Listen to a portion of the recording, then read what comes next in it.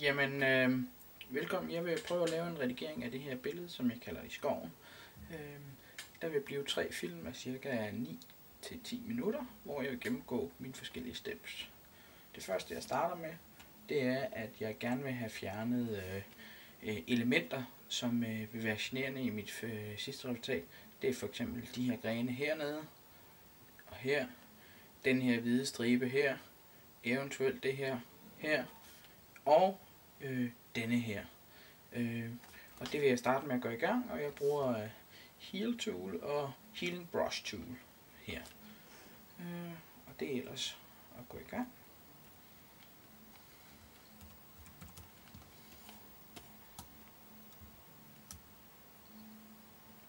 Og jeg laver det lige i første omgang, fjerner jeg det meste. Programmet kører lige lidt langsomt, når jeg skal optage video, fordi at det program, der styrer videooptagelsen, bruger lidt hukommelse. Men jeg vil bare redigere nogenlunde, så det ser fornuftigt ud. Jeg fjerner de her ting i billedet som det første, for hvis jeg ikke gør det og kommer til at arbejde videre i min lag senere, så vil det skabe nogle problemer. Så jeg rydder altid op i mit billede allerførst. Og det tager altid lidt tid, men det er godt givet ud senere, i stedet for hvis man kører med lag med mange forskellige opacity, altså forskellige hvor meget man kan se af laget, så skal man gå ind og klone i flere lag. Så jeg bruger altid tid på at fjerne enden. Det her er nede i baggrunden, som er så sløret i forvejen, så jeg behøver ikke være så præcis, da jeg alligevel mørkner min baggrund forholdsvis meget ned ad planen. Jeg vil gerne skabe sådan et lidt fantasy udtryk. Sådan der, vi fjerner også lige der. Det blev lidt tydeligt. Ja, sådan der. Så har vi den her over, som jeg synes er irriterende.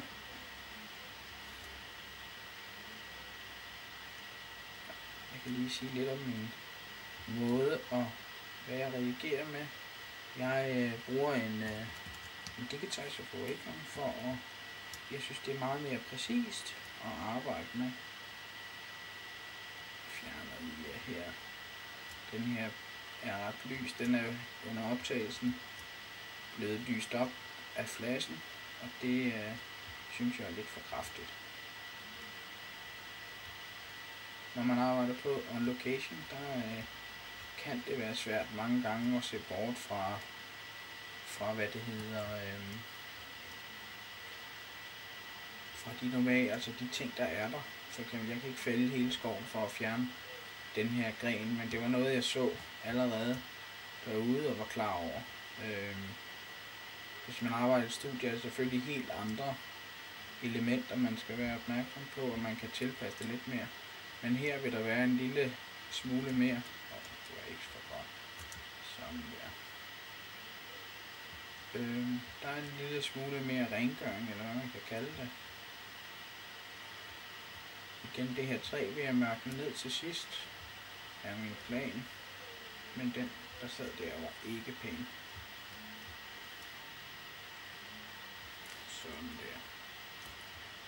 Og så kan du se, der er en her. Det ligner et eller andet, der går ud af hendes arm.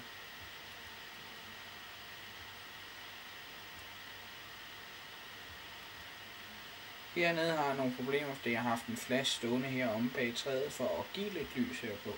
Så det er brændt en lille smule ud. Det kan jeg lige så godt reparere her til at starte med. Jeg synes, de her flash-refleksioner ikke er så pæne. Igen går jeg ind og arbejder med dem. Der, ja.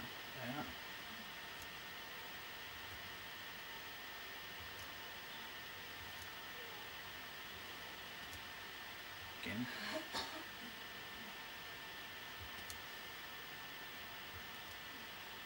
Her skal man være virkelig opmærksom. Mange gange kan det faktisk godt gå ind og svare sig arbejde, så kan se, at jeg har opacity på 48.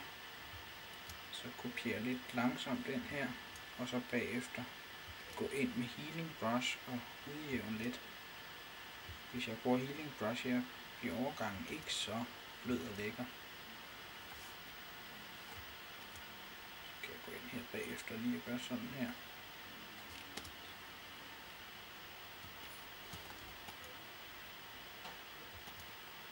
Det tager lidt tid, og mange gange er det tid, man gerne vil bruge.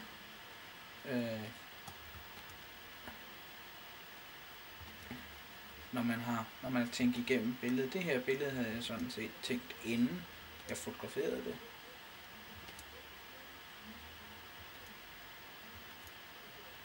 Se her, der får vi så et problem, der går ind og bruger den her i stedet for. Sådan der. Så kigger vi lige tilbage. Zoomer lige ud. Og der sker lidt der. Det ser ikke for godt ud. Så jeg går lige ind og ændrer den der. Sådan der. Og vi ser hvad der sker. Sådan her. Jeg kunne godt mørkne det derovre lidt mere. Opacity på en 8-9% i midtones. Det er et større brush. Så mørkner jeg det lige lidt ned. For der må godt være lidt lys, men det må ikke være for meget. Så skal vi ind og tage ind med kjolen. Sådan der.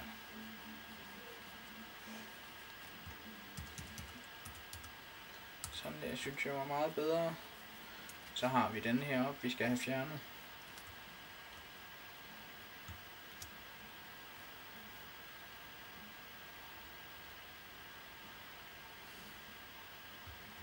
Den der. Jeg synes også, der er lidt nede her under fingeren, der generer mig.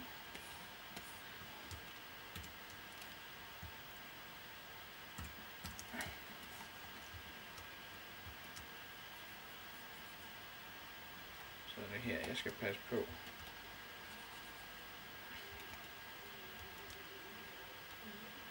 Der ser man det, der sker, hvis man kommer for tæt på. Så går jeg ind og bruger den her. Sådan der. Så er jeg sådan set klar til at gå videre til næste step. Kan se her, vi mangler noget heroppe i hjørnet. Der går jeg lige op og gør færdig. Den der pind mangler vi også. Det er vigtigt at få gjort færdigt nu, inden jeg begynder at arbejde i en masse lag og lægge over.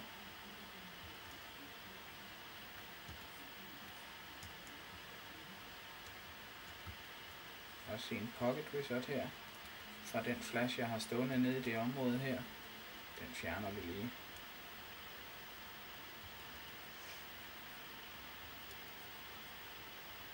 Og her har vi en pind, der stopper. Tricket er at sætte den lige nede under. Så. Så fjerner vi lige til at starte med. Jeg kan se, der er nogle ting her, sådan der. Her er der noget fint og fnad. Det reparerer jeg sådan der. Gå ind og reparere her og her. Jeg kan lige køre den der lidt længere ud. Det var ikke så godt.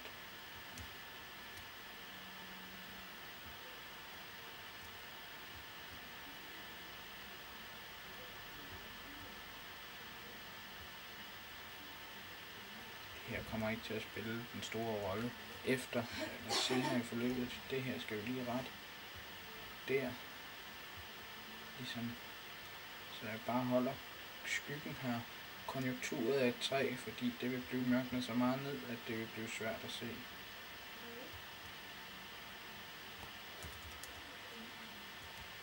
Sådan der. Godt. Det var første step, hvor jeg gør billedet klar.